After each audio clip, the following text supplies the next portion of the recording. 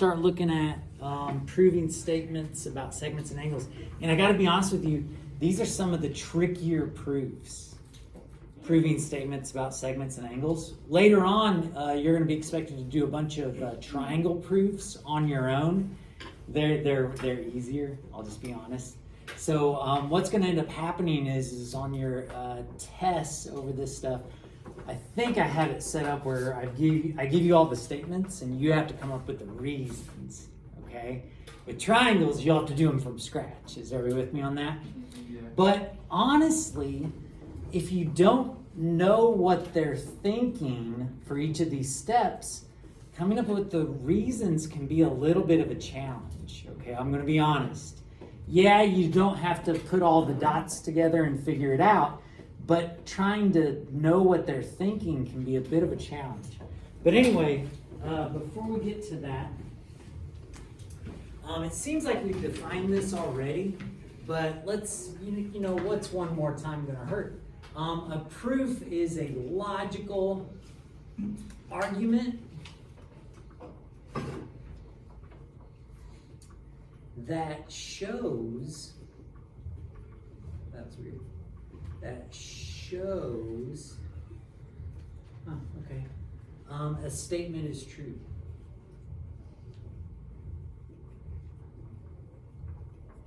Now by logical, they just mean that there's a reason for each statement, the order of it makes sense, there's no funny business going on. But it's a logical argument that states that that shows that a statement is true. And there are several formats for proofs. The one that we're gonna focus on are two-column proofs.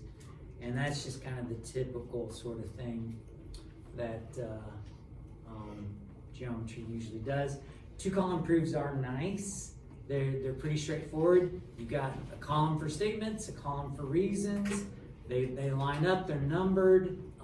There's not much to it. But some people prefer paragraph proofs. I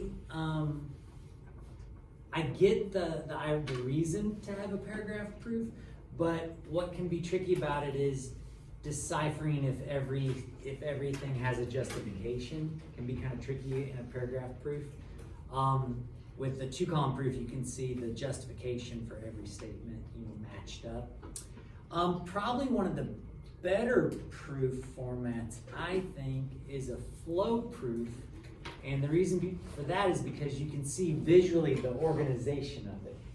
You can see which statements led to which things and how they all relate. And so we will look at a flow proof at a later date. But today, we're going to focus on two-column proofs, and we've already kind of talked about it a little bit. And this proof seems pretty straightforward, but the way I thought to go about it took 6 steps, which is kind of a lot for a proof, at least the proofs that we do in geometry.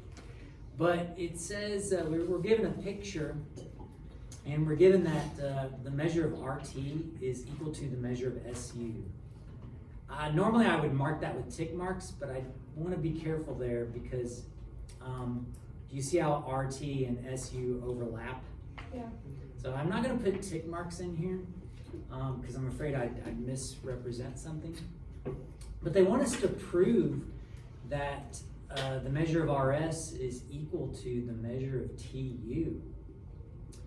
And I think that that's a reasonable request. I think I can kind of figure that out. You guys, does your gut tell you that that should be the case?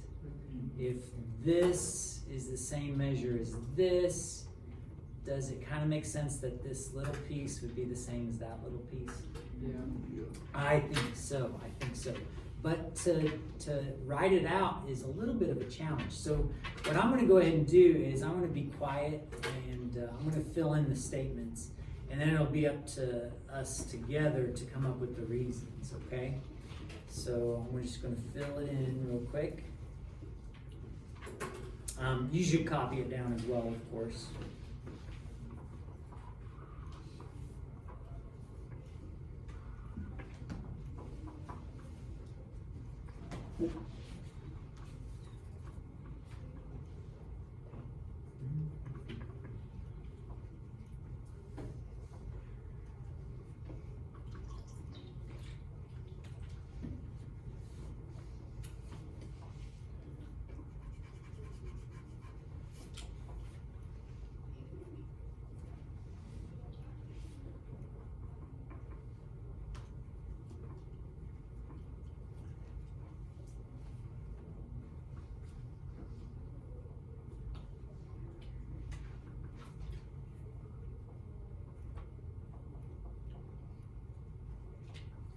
Okay.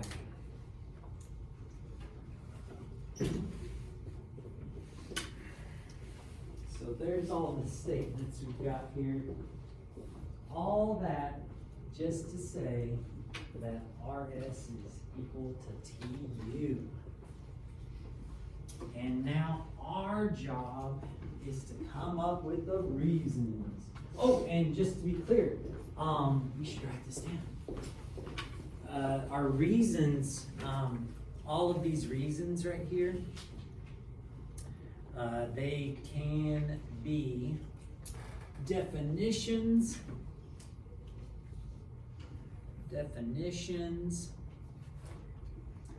postulates,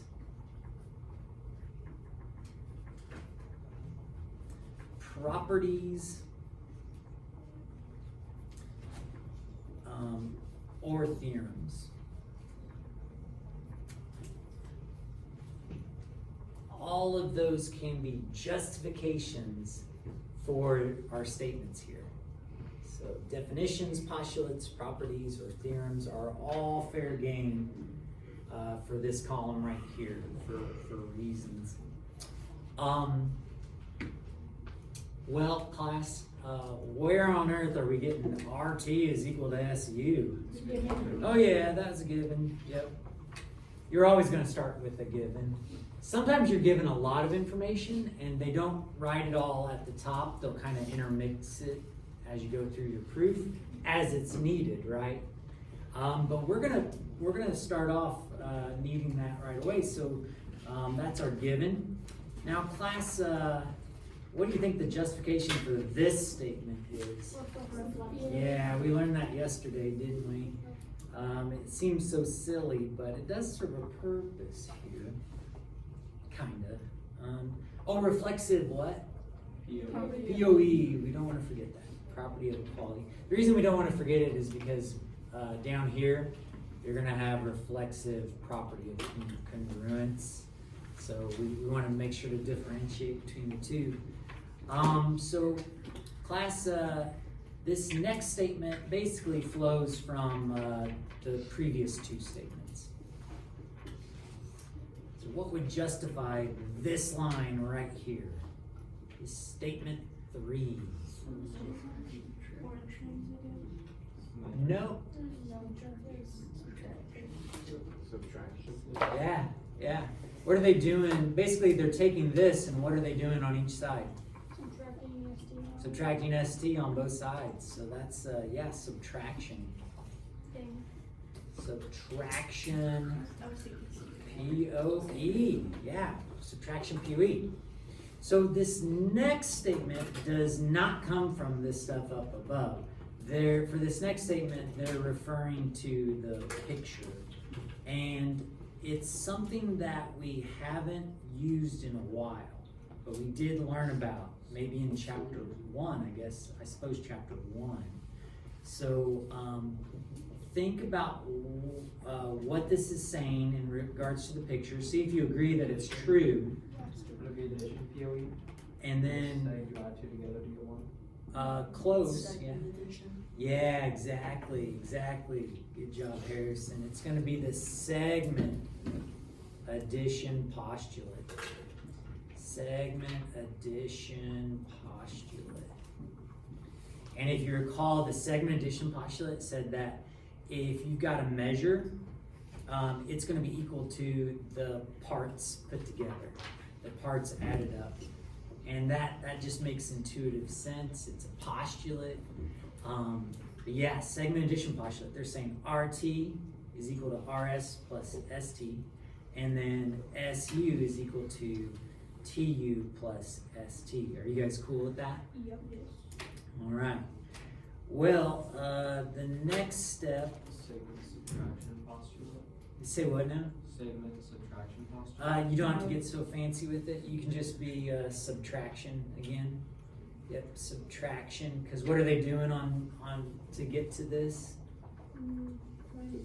They're subtracting ST again, aren't they? Subtracting ST to both sides. So yep, subtraction, property of equality. And then class's last one. may take a little bit, it wasn't given to us because wasn't this what we're trying to prove? Yeah. So we still need to have a reason other than given here. But there should be some, putting some things together from up above. Substitution. It's like, oh, Yeah, putting some things together from up above to show that things connect. And what it is, yeah, it's gonna be substitution, like Blake said, because where else do we see an RT minus ST? At the number 5 and number 3. Given. Right there, right? Well, yeah, but specifically RT minus ST is right there. But what did we just say that was equivalent to? RS. RS. So if we substitute RS here, and then substitute what? Yeah, TU there, don't we end up with RS is equal to TU? So it's substitution. Substitution. Property of equality, and we're finally there. So notice class, when you're filling in the reasons, sometimes you're gonna look at the picture to figure out what they meant. Sometimes you're gonna look at previous statements. It can be a bit of a puzzle. It can be a bit of a puzzle to figure out the reasons. All right. What do you guys think about that? So again, you're not gonna have to come up with the reasons, the statements yet. You're just gonna have to come up with the reasons, which isn't always the easiest thing. Okay, so the next thing I want to talk about is what is a theorem? I mentioned it right here. A theorem is like a step up from a postulate. So with a postulate, postulates are accepted without proof. Theorems require a little bit of work, okay? So a theorem is a statement that can be proven.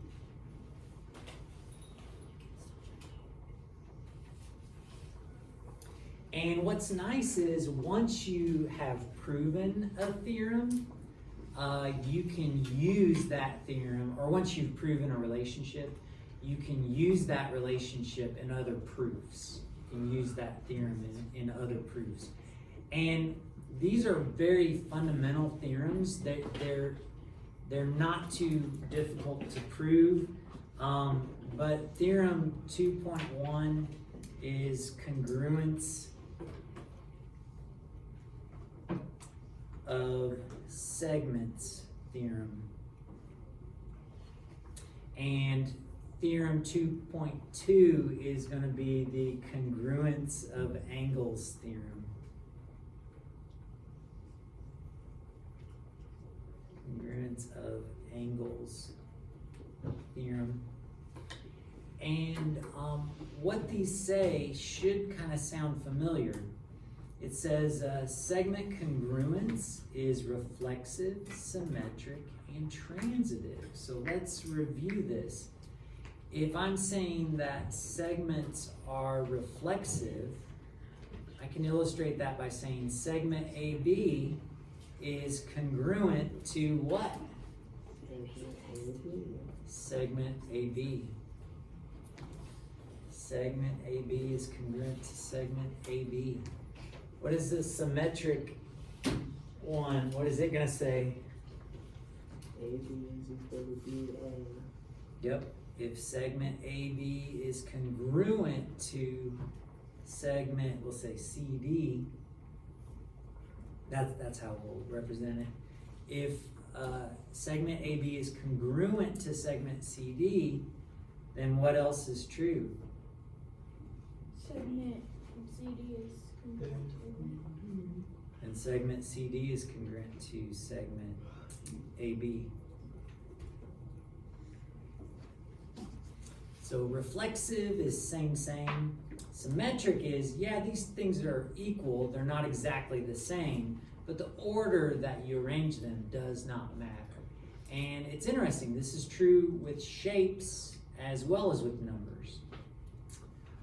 And then the transitive says if AB is congruent to CD and CD is congruent to EF, segment EF, And what's our conclusion? segment AB is congruent to segment EF. Yep. Segment AB is congruent to segment EF. How do you guys feel about those right there? These aren't too difficult to prove. It's just annoying in a proof if you have to stop. You like see all the relationships, but then you have to prove that they're congruent rather than being equal. The way you would prove something like this is by saying that if they are congruent, what do we know about their measures? They're the same. They're the same. So it's basically like a 3-step proof. You got your given, then you'd say measure of AB is equal to measure of AB, definition of congruent. And then you'd say segment AB is congruent to, you're basically just going back to where you were. So it's not difficult to do each of these, but it is steps that you can skip over. The only difference between Theorem 2.1 and Theorem 2.2 is we're talking about angles. So measuring. So yeah, you don't even have to say measure, because if it's measure, then we've already covered that. We covered that yesterday. But we're saying angle A is congruent to what? Angle A.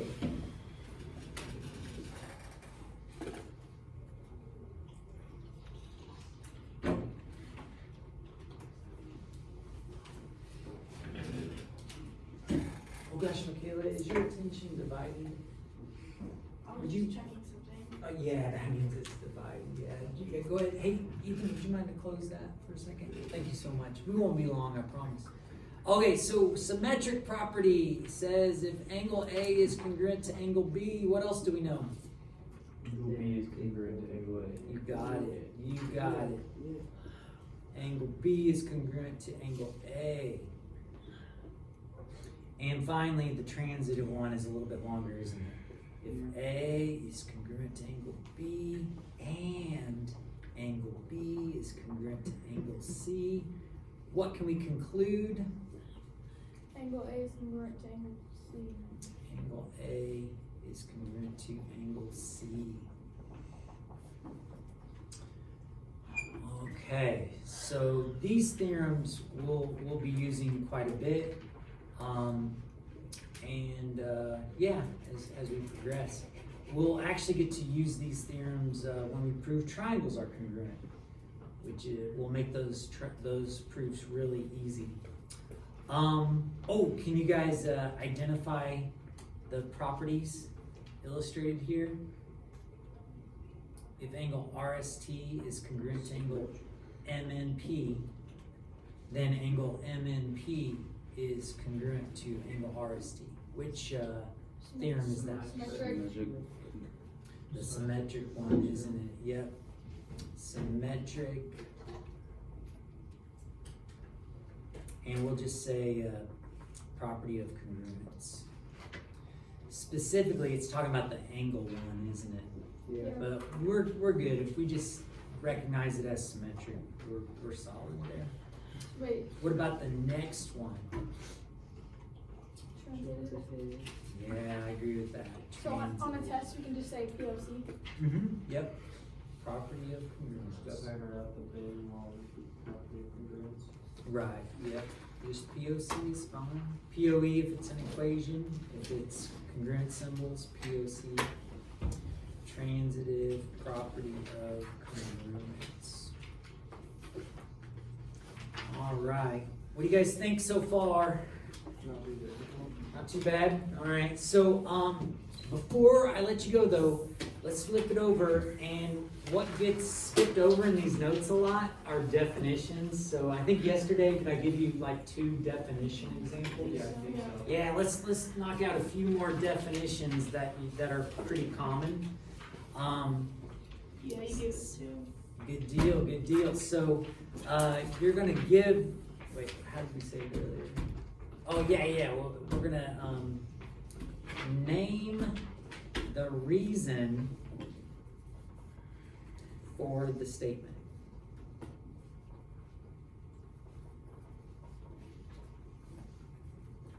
Okay, so if they say point C bisects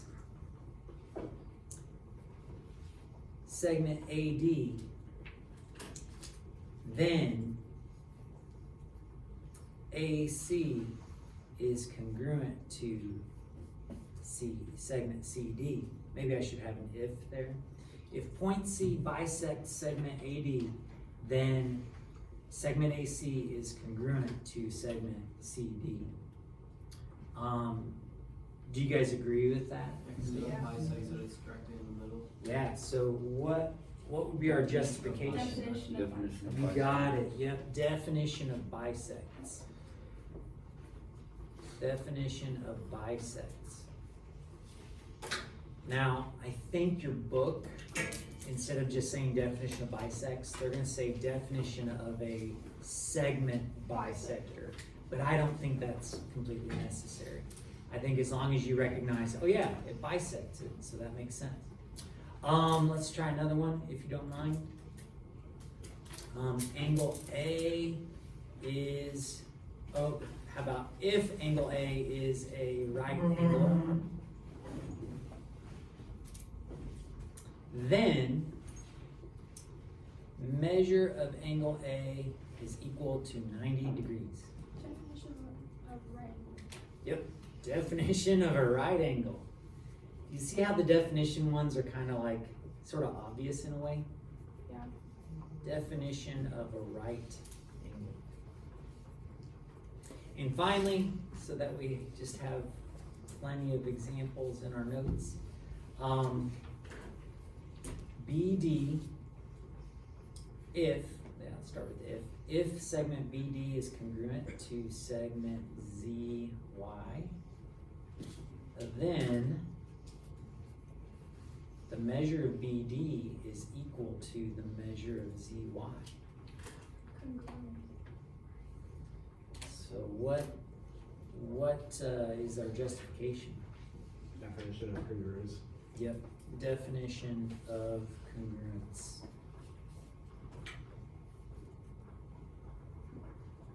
Or congruent, definition of congruent. So we're starting to build up sort of a list of possible reasons, right? We can have definitions, postulates, properties, or theorems for our reasons. Okay, so your practice is page 116. I was a little bit ahead on today, wasn't I? Oh, me and David both.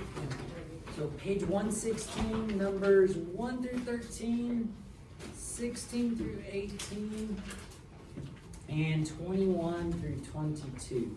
And I do have to do all on this one, which I think makes sense because I'm kind of jumping around a little bit. All right, so tomorrow I am not going to be here, but I'm going to leave a couple quizzes for you, okay? So tomorrow, quizzes over